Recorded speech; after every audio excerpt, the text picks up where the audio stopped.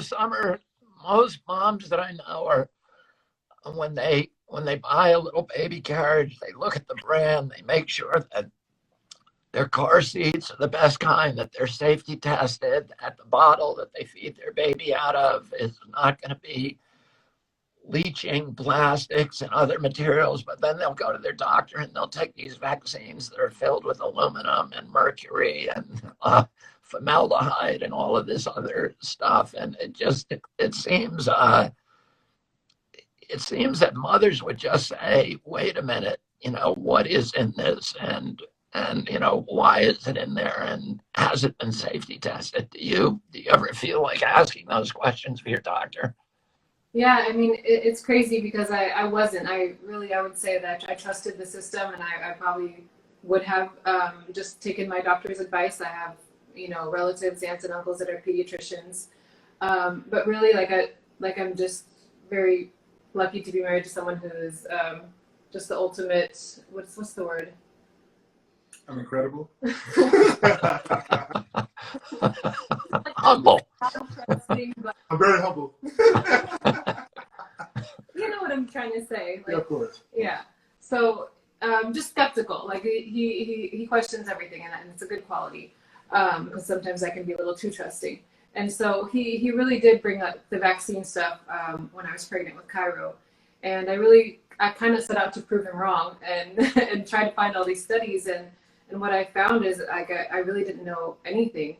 And especially, I think the thing that hit me hardest is, the studies from the MMR vaccine and how it disproportionately affected African boys. And obviously, with an African boy, that was really scary. So definitely my sensors went up there. But I mean, all this information, you can ask for it. Just like at the prenatal appointment, I said, can I see, you can ask to see a vaccine insert, and most people don't know that it's a product insert, just like you get in Tylenol, that tells you what are some side effects and what are the ingredients, and those are important things to know.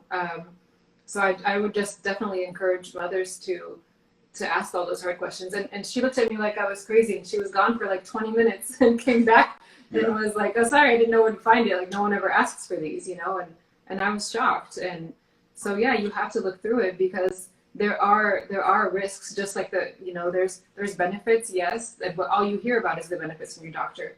You don't hear about the risks, and it's important, I think, to weigh out those risks and see if it works for you. It's such a personal decision. Like, I know a mom who, she made the decision for the hepatitis B vaccine where she's like, Summer, it doesn't make sense to me to give my 1-day-old baby this vaccine when hepatitis B is transferred through sex and drug needles. Like, it doesn't make sense. So for her, they decided as a family that they were going to delay that vaccine until their son, until it was time to have the sex talk with him. She's like, because I don't want him to get hepatitis B. So maybe when he's sexually active, then it makes more sense. So I think it's just such a personal decision, and it shouldn't be a one-size-fits-all type of a decision. Like, you really have to look at every single vaccine, what it's supposed to be protecting that child against, and then what are the risks with that vaccine, and kind of, you weigh it out. It's a risk-reward thing, just like anything else in life.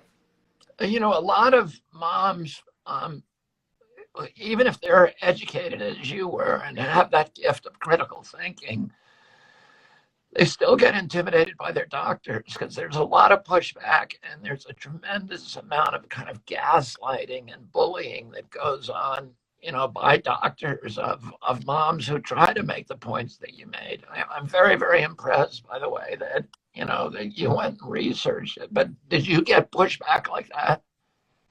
Oh, for sure. Every time. And even when I went into labor, and they asked us a million times about the hepatitis B vaccine, and we signed off on it.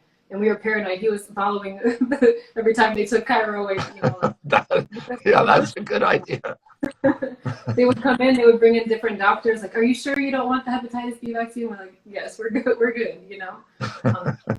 Right, but even in that, Rob, I recall we had so many conversations, about whether we wanted to, how we wanted the vaccine schedules to be a part of Cairo, or how we wanted the vaccine schedule to be a part of Cairo's life. And in the most critical point, right before his birth, had we not had the appropriate amount of dialogue, who knows what decision we could have made, and who knows what, the risk of that situation it could have been, but this came from a very long line of critical thinking, research, studying, and I don't think there's any amount of research that you can do when you're talking about your child's life, right? Who's going to be the best advocate for your child? It will be the parents, so in order to maintain this level of advocacy, you have to be informed, you must be educated, and you really have to know what's going on. And if that means stepping out in front of some doctor or some nurse, then so be it. Like, we'll never apologize, ever apologize, for taking care of our son and our next son.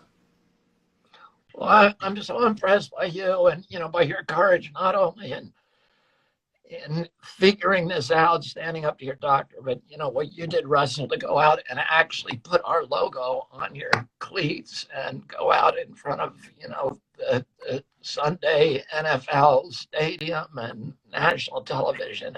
It took a lot of courage. What do you think, though, about like an inner city African American mom, maybe a single parent, who's going into a public clinic and encounters that same wall of resistance? Does she have any chance at all of not falling into that vortex of giving 72 vaccines to that little baby? Oh, that's a really tough question, because I actually came from that sort of parent. My mom was a single. My father passed away when I was a young child, and my mom was a single mother, and what was most important to her was to provide a life and safety for her two children. And I recall us, going to these clinics and deciding to get vaccinated for the flu, a free vaccine, might I add, in these really low risk, environments. And honestly, I don't fault her for it. She did the best that she could do. She cared and she loved her children. That's all that you can ask. But what we have now, which has been so great for us, we have the internet. We have a wealth amount of information and knowledge. And if that means we got to have foot soldiers, people really going after these things, a lot of people that follow you and follow my wife and myself, then we got to go after it. We got to get into these communities. We got to show how much we care. And we show how much we care by being available, right? Knowing what we're talking about and showing up, right? And taking care of the people that we can, So I know Samar and I, we've talked about this a lot, and we want to commit our lives to helping people who aren't necessarily as fortunate as we are, and however we can give back, we'll do that, But the great thing about football is, again, it gives us an incredible platform to really speak about the issues, and more notably, what we've seen in the NFL. There's all sorts of things specifically about social justice and the activism, and all those things are important. But for us, we want to talk about the human condition, something that affects everyone. And as much as we can draw attention to that and shed a light on the inconsistencies, which are real, right? When we're talking about just these medical institutions, we'll do so.